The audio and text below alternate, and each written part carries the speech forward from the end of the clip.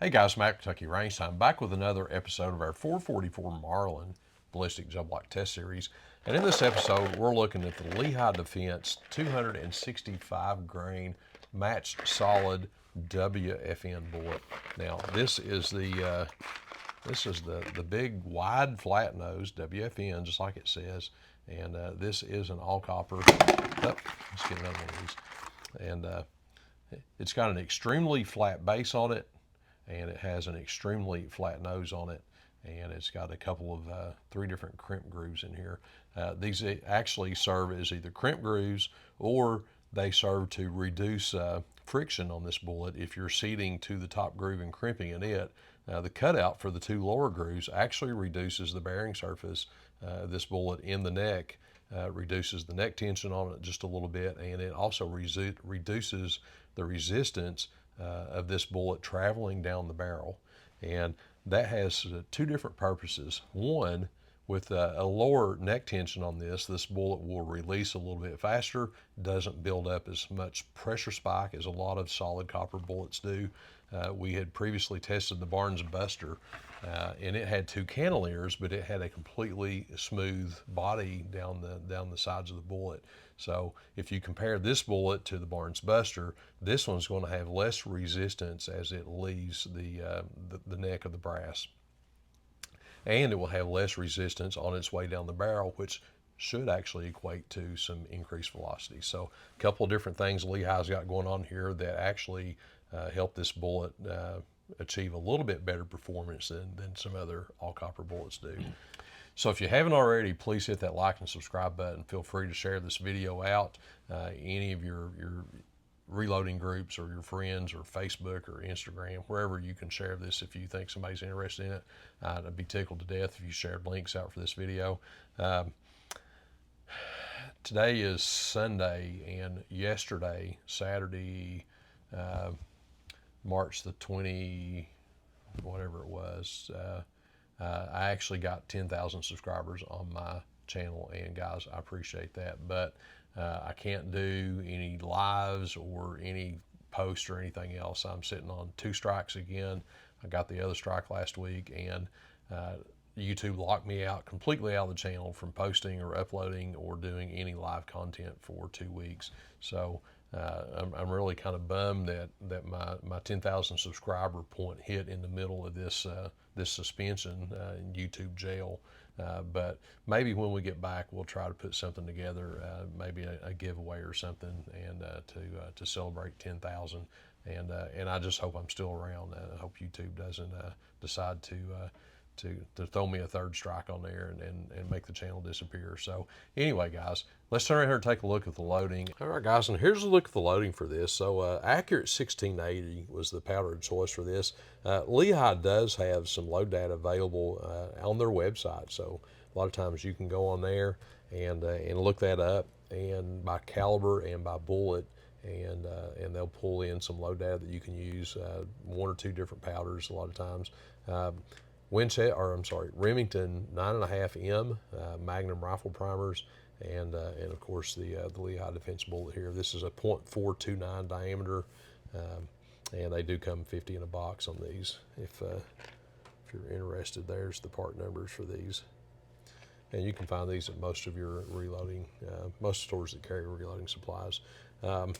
So let me get the phone off here, and the last piece of the load data here is the Starline brass. So a lot of these are virgin 444 Starline brass. I ended up buying 200 pieces of this just because the 2 strikes I had back in the fall, I had a lot of time to load, and by the time I load up 8 or 10 of these with a bullet, I had something like 17 different bullets to load. And as I started working through these, I didn't have enough brass, so I just went ahead and picked up another batch. And here is a good look at this, and there's what I was talking about with the crimp grooves on this. There's 3 crimp grooves on this, and you can see the bearing surface is decreased right here by the width of 2 of these grooves here. If those equaled the 2 up here, that's probably what, 25% reduction in bearing surface in the brass and as it leaves the barrel. 47.5 grains was the base charge. and that's what we'll be working off of here for the ballistics chart coming up. And we do have a range chart here as well. So this range chart comes in, and I have some data from the 44 mag test also that I'll be including in this. It's not really relevant to the gel block as such because I didn't have as many gel block up for that test, but the velocities that we gain there will translate into energy numbers at a distance downrange that will show up on our ballistics chart. So, all right, guys, let's get turned around here and get out to the range, and we'll be back in here in a few minutes.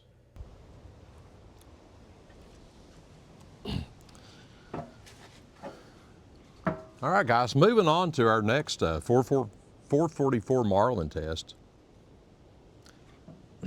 All right, guys, moving on to our next 444 Marlin test. This is the 265 grain WFN bullet, wide flat nose from Lehigh Defense. And we have this in 3 different loadings, 47.5, 42, and 37 grains. And we're gonna be putting these in gel block. I have 8 gel block stacked up end to end out here with steel plates on the back side of that. If we do manage to stay in 128 inches of gel block, 10 foot, 8 inches, we will hit the steel plates back there and get a stop on the bullet. So we'll be shooting these out of the CVA Scout Takedown, chambered in 444 Marlin. Velocities will be coming on the Garmin ProCero C1. I have a camera set up way over there to be able to see over 10 feet of gel block. And I have 2 tables and 8 gel blocks lined up here, 8 times 16 inches to shoot these into. We're not looking for expansion at all. Actually, I've got a fairly cloudy piece of gel block up front. We would just be seeing a wound channel, straight through wound channel, just from the sheer energy of this. And maybe a little bit of disruption from the WFN nose on this. We previously tested the Barnes Buster 300 grain bullet and had some very surprising results with it all the way down to the low charge. So if you get a chance, go back and check out that video as well. But all right, let's get started on this.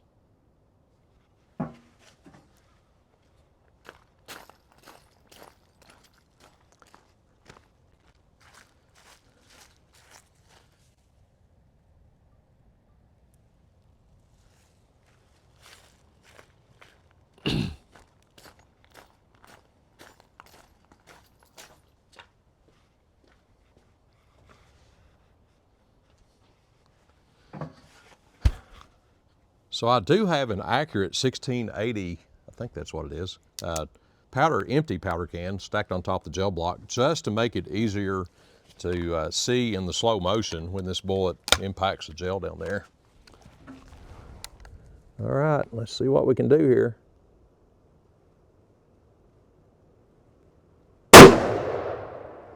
Holy cow.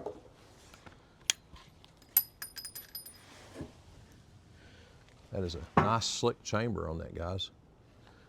All right, so first shot, 2338.8. That's gonna be our baseline shot. That puts our kinetic energy at 3,204.4 foot-pounds, and we will follow that up with these next 2 shots. The plan here, guys, is to build a ballistics chart based off of this load at the end of the video. I'll have a copy of it up, and then we'll plot the velocity of these 2 and be able to look at how much penetration we got with these 2 and know how far downrange that we can expect those kinds of penetrations. So we've been doing that with most of our single shot rifle loads. That gives us a really good data pool. And for some of these bullets, we can even go back down to we can even go back down to the 44 mag test and plot some of those velocities on the chart as well against this base load and see how much penetration we can get at some pretty extreme distances downrange. You know, these all coppers, you know, at that point we're not looking for any expansion, so we're really not worried about that. But it'll be really good to know that if you can hit something at 500 or 600 yards with one of these, how much expansion or how much penetration you could expect to get. So, all right, let's go see if we got this catch.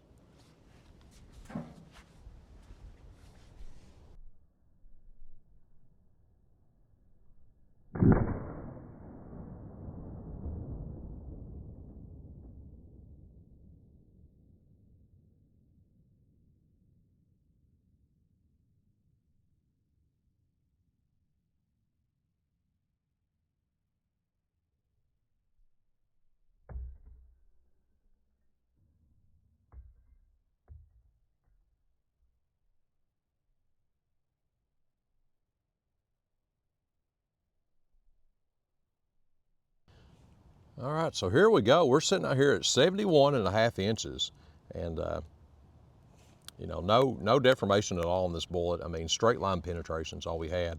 Now, this is not the extreme distances that we got with the 300 grain Barnes Buster. We actually went 3.5 more gel block further down and impacted the plate with our max load. But this being a lighter bullet is not going to carry as much energy into the gel. Even though it's got a higher velocity, we're still losing some overall energy on this. And that big WFN nose compared to the more tapered truncated cone on the Barnes Buster will create more resistance earlier on. So, all right, 71.5 inches. Let's go do the next load and see where we come up with it.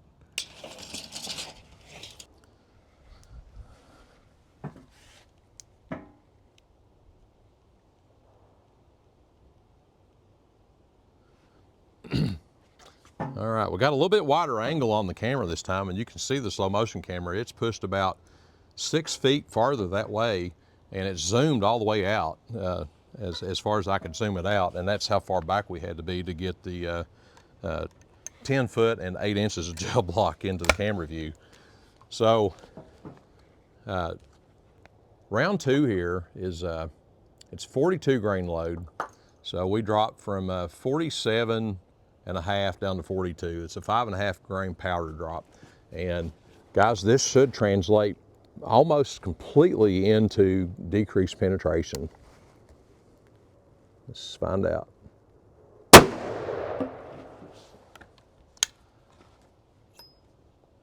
All right, velocity was 2111.9. Foot-pounds of energy was 2624. And let's go check this one out.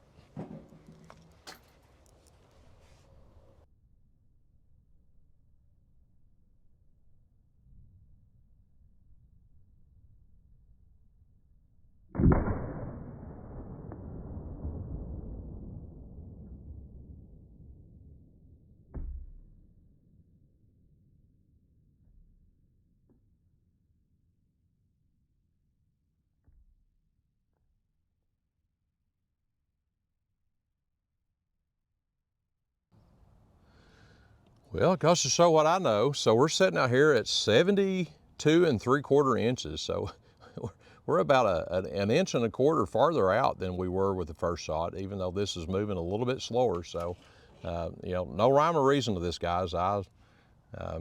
Sometimes it just, all right, guys, I stand corrected. So we actually exceeded shot one with this one. We're sitting out here at about 73.25 inches, and didn't hardly make the plate, but you know, bullets do different things as they go through the gel block. Sometimes they tumble, sometimes they create a bigger initial release of energy when they hit the gel block. So just there's so many variables that can affect these and change the distances on these. So I'm not even going to make a call on this next one, guys. I'm just going to go shoot it and let's see where it lands.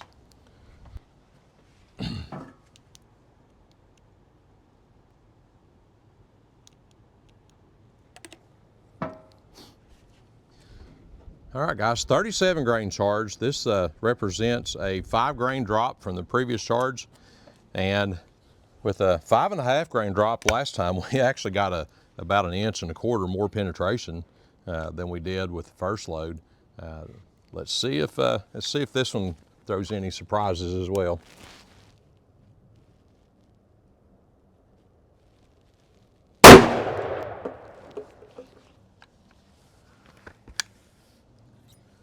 That definitely looked different. Velocity of 2060.5. There's a powder burn on that thing, guys. I'm not real sure. Let's go take a look.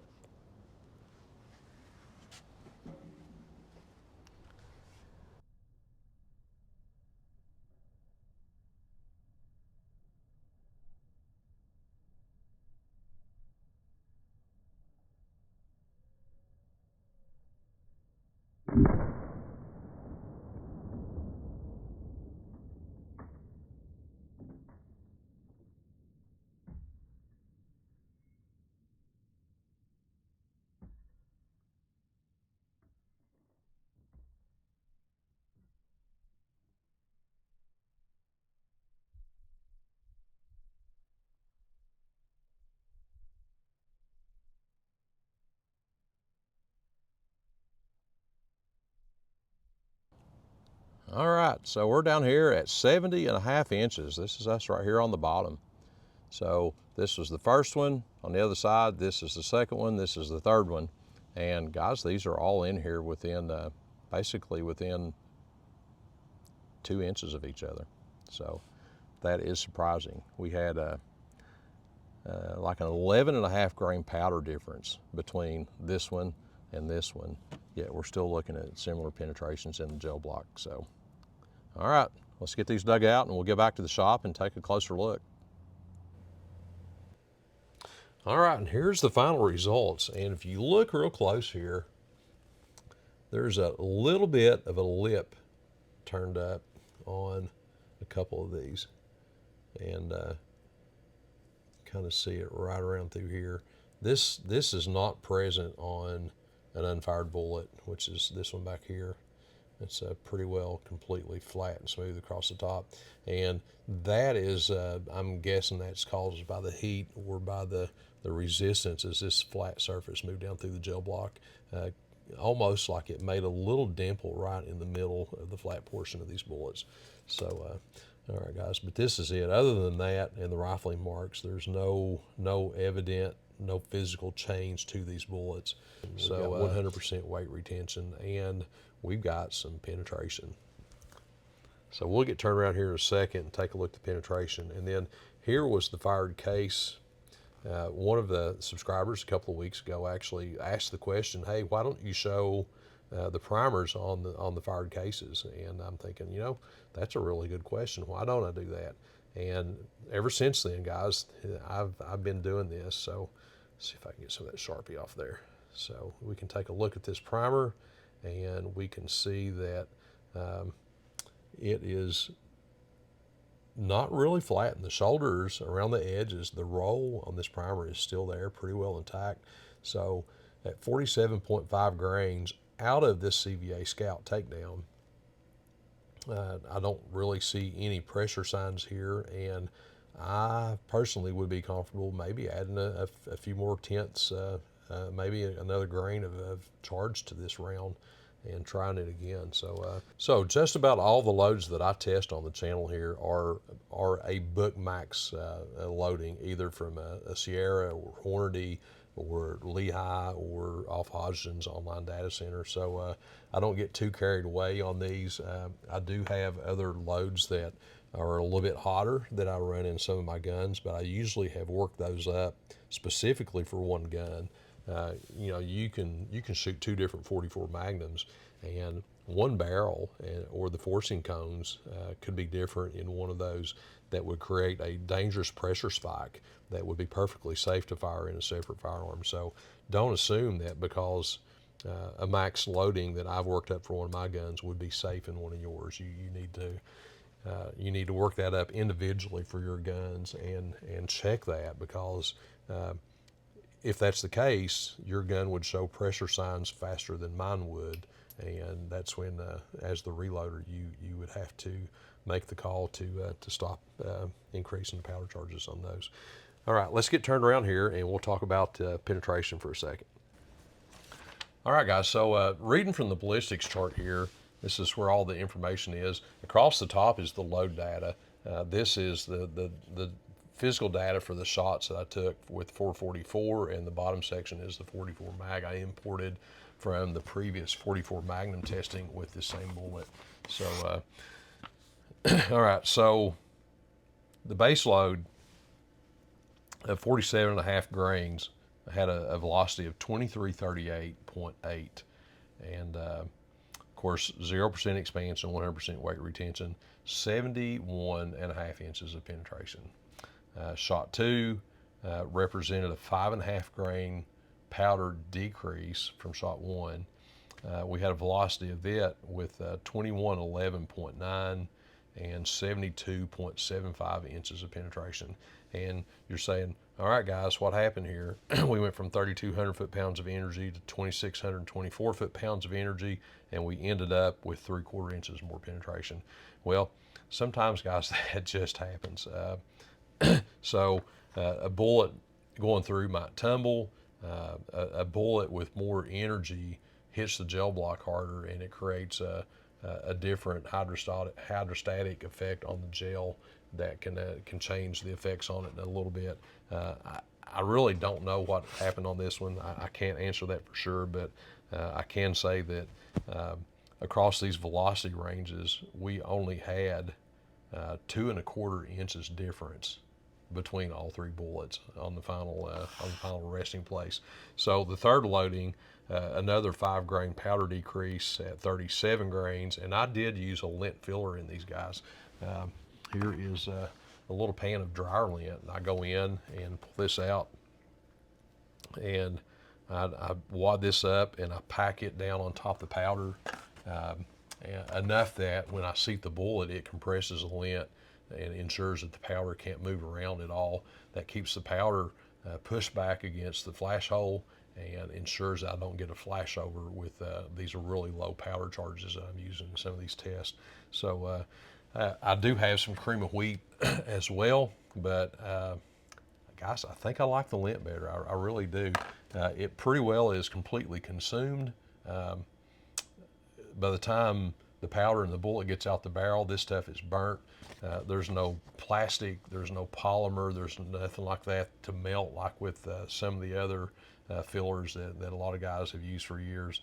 And it's a lot cleaner than the cream of wheat. I mean, the cream of wheat will actually blow out and coat all over everything out in front of your bench if you're shooting. So my filler of choice is dryer lint. And so for what it's worth. All right, shot 3 velocity was 2060 foot, 0.5. And kinetic energy across these, 3204, 2624, and 2497. So we have decreased over 700 foot-pounds of energy from shot 1 to shot 3, yet we ended up with an inch of penetration difference. That was it, guys. 1 inch of difference in the penetration on that. So leaving this, and it will be coming up, and taking a look at the range chart here now, the ballistics chart. I plotted this out to 400 yards, and the base loading of the 47.5 grains of accurate 1680. The second shot at 2,111 foot per second was equivalent to about 50 yards downrange. Third shot at 2,060 foot per second was equivalent to about 70 yards downrange. And, you know, not a big discrepancy there. I mean, that was a 11.5 grain powder drop, and it still put the velocities within the 100-yard range. So if we add the numbers from the 44 mag test into this, we had the 20-inch Rossi R92 at 1192, the 9.5-inch Super Red Hawk at 1131, the M44 4-inch tracker at 1062, and the 2 3/4-inch Model 69 Combat Magnum at 1,009 foot per second. And when we add those back into the ballistics chart, that comes out respectively at 310 yards, 330 yards, 370 yards, and just over 400 yards on the data. And guys, that slowest round at 1,009 foot per second was still carrying, at 400 yards downrange, it's still carrying just under 600 foot-pounds of energy, 592 foot-pounds of energy. And we saw some similar numbers on the chart from the Barnes Buster bullet. Let me slide back over here. Actually, the Barnes Buster was carrying at 500 yards, it was carrying 587 foot-pounds of energy. So it's a little bit more aerodynamic, where the bullet shape is more, it's got a flatter, smaller flat point on the front. So that bullet retains a little bit more of its aerodynamic properties, and it actually, it's got similar foot-pounds of energy almost 100 yards farther out than what this bullet here does. So two really good bullet designs, guys, for solid coppers, and either one of them is going to get the job done for the distances that I would shoot them at. I would not be shooting either one of them at 400 or 500 yards. So either one of these bullets is very capable, especially if the distances I would be shooting them at. I probably wouldn't try these over 250 yards, somewhere in that neighborhood.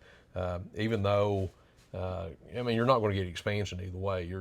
But to be able to put them accurately on a target, I'd have to load some of these up and see what kind of MOA we're getting at 100 yards before I could decide if I would be willing to take a shot with these at 400 or 500 yards.